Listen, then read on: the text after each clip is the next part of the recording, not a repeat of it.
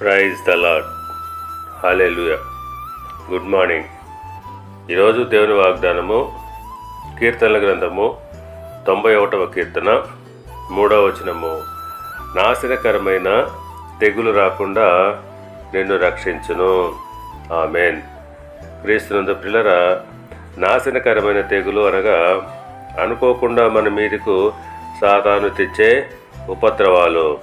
సాతాను వాని పని ఎల్లప్పుడూ మనలను నాశనము చేయాలనే ఉద్దేశంతో అనేక రకాలైన కీడులు కల్పిస్తూ అనేక రకాల తెగుళ్ళు మన మీదకు తీసుకువస్తుంటాడు.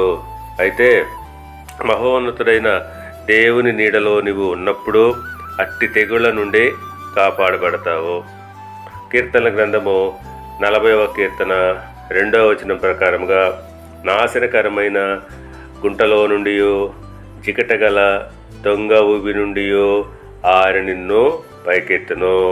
అవును, నాశనకరమైన గుంట నుండి అనగా సాతాను బంధకాల్లో నుండి, జిగటగల దొంగ ఊబిలో నుండి ఆయన మనలను పైకి లేవనెత్తుతాడు. కనుక ప్రియులారా, మనము మహోన్నతుడైనటువంటి దేవుని నీడలో నివసిస్తూ ఉన్నప్పుడు నాశనకరమైన తెగులు రాకుండా ఆయన మనలను రక్షించును. దేవుడు మిమ్మల్ని దీవించి ఆశీర్వదించి వర్ధిల్ల చేయునుగాక. ఆమేన్.